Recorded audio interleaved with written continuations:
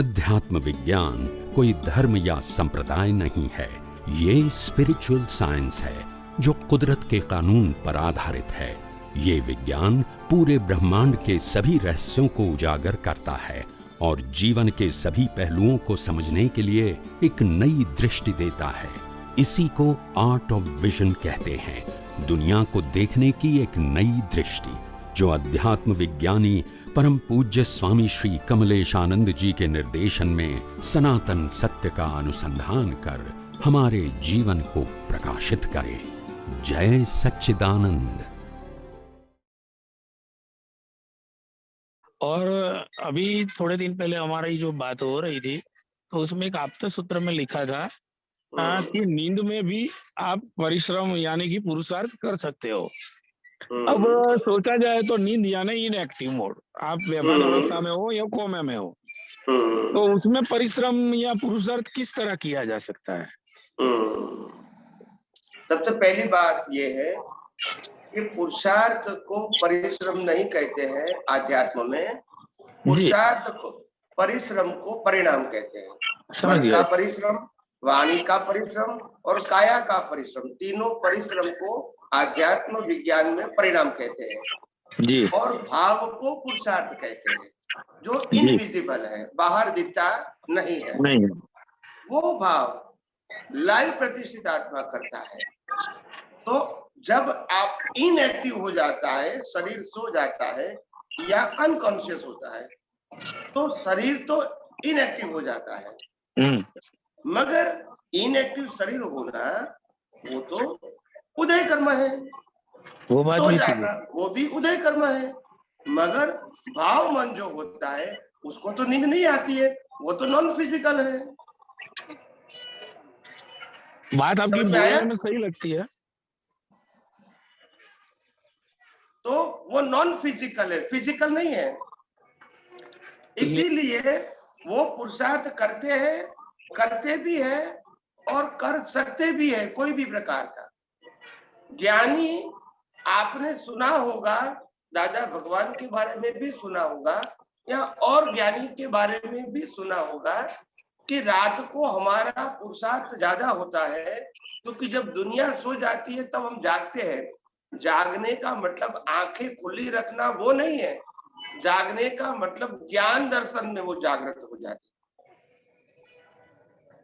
इनको अगर हम लोग करना चाहे तो उसको थियरिकल किस तरह समझेंगे? क्योंकि जब हम सो जाते हैं तो साथ में हमारा भाव मन भी इनएक्टिव मोड में ही होता है ना। कभी ऐसा सुना नहीं है कि हमने कभी सोते हुए भी पुरुषार्थ किया है।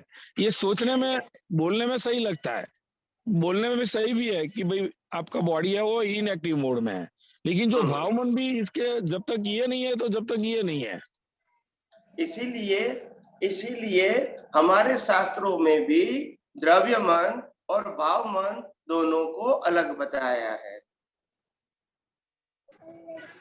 द्रव्य मन शरीर के साथ जुड़ा हुआ है और भाव मन पुरुषार्थ के साथ जुड़ा हुआ है, और जो शरीर के साथ जुड़ा है वो तो सो ही जाएगा, वही तो उसका कर्म फल है। मगर भाव मन क्यों सो जाएगा? वो तो पुरुषार्थ करता है, उनको तो कर्म फल नहीं है। निंद्रा वो तो कर्म फल है। बात बोलने में बिल्कुल सही लगती है, उसमें कहीं भी हम दो राय नहीं। बोलने की बात नहीं कहूँ मैं, बोलना नहीं कहो, मैंने कहा द्रव्य मन वो परिणाम है, तो सोना वो कर्म फल है, और भाव मन पुरुषार्थ करता है, उसको परिणाम नहीं है। वो क्यों सो जाएगा? वो सिद्धांत की बात है, बोलने की बात नहीं है। सिद्धांत भी एक्सेप्ट है, सिद्धांत भी एक्सेप्ट है, लेकिन तो अध्यात्म विज्ञान तो पूरा सिद्धांत के ऊपर है। लेकिन सिद्धांत को प्रैक्टिकल रूप में किस तरह लाया जाए? आम आदमी अगर इस लेवल का पुरुषार्थ करना चाहे तो उनको क्या सोच के सोना चाहिए? क्योंकि जब तक बॉडी सो गई है और अपने अकेले को भाव मन से काम लेना है, वो किस तरह लिया जाए?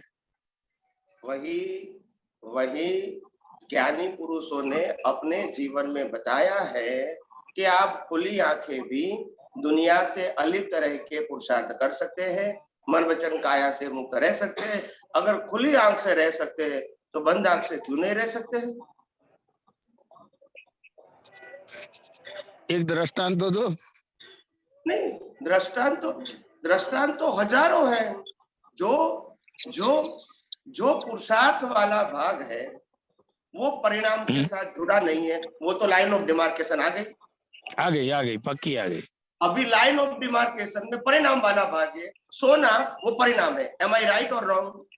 राइट। तो प्रतिष्ठित आत्मा जो लाइव होता है वो तो पुरुषार्थ करता है, वो क्यों सो जाएगा? वो क्यों परिणाम की भुगतान करेगा? वो पुरुषार्थ करता है, वो करता भी होगा, लेकिन हमें कैसे मालूम पड़ेगा वो बराबर है, रात को इसने हमें पुरुषार्थ नहीं किया है? मालूम, वो क्वेश्चन बराबर है।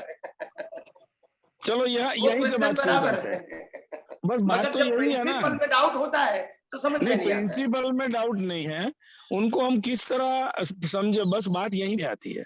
हाँ, तो मैंने अभी थोड़े समय पहले भी स्टार्टिंग में जो पहला प्रश्न था, जो अपना सुवर्ण सूत्र मैंने समझाया, उसमें भी मैंने बताया कि रात को सोने के बाद जो द्रव्य मन तो सो गया और भाव मन जो है, जो शरीर के आधार से पुरुषार्थ करता है, उससे भी अगर ऊपर चला जाता है उनका ज्ञान दर्शन, वहां ज्ञान दर्शन होता है, वहां बुद्धि और मन नहीं होता है, लाइव भी नहीं होता है। वो चित्त के आधार से, ज्ञान दर्शन के आधार से पुरुषार्थ करता है। वो ब्रह्मांड के रहस्यों को भी जान सकता है, सिद्धियां भी प्राप्त कर सकता है, और वो हायर लेवल का वैराग्य या मुक्तता की अनुभूति भी वो उस समय उस अवस्था में कर सकता है, क्योंकि अनुभव करने वाला ही लाइव है, भुगतान करने वाला लाइव नहीं है।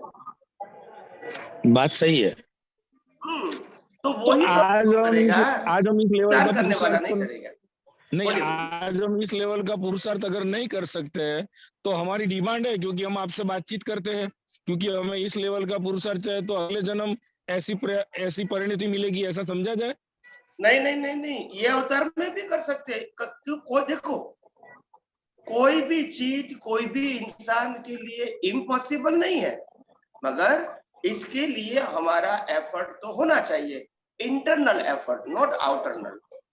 तो वो एफर्ट का मतलब हम रात को सोने के बाद पहले हम शरीर से मुक्त हो जाए, कि मैं मन वचन काया से मुक्त, चेतन अविनाशी और अनंत शक्ति वाला मैं शुद्धात्मा हूँ, और दुनियावी चीजें वो मेरा सब्जेक्ट नहीं है, सोचने का, समझने का, अनुभव करने का नहीं है। अभी मेरा ज्ञान दर्शन ऊपर जाएगा, तभी ये रहस्य खुला हो जाएगा, फिर इसमें डीप में जाना, डीप में जाना, डीप में जाना।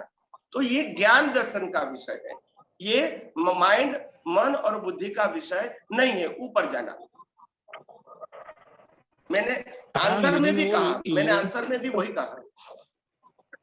हाँ, मगर जा सकते हैं, पॉसिबल नहीं है ऐसा नहीं है, मगर ऐसा है कि जहां तक हमारी कमजोरियां ज्यादा है तो एफर्ट ज्यादा करना पड़ेगा।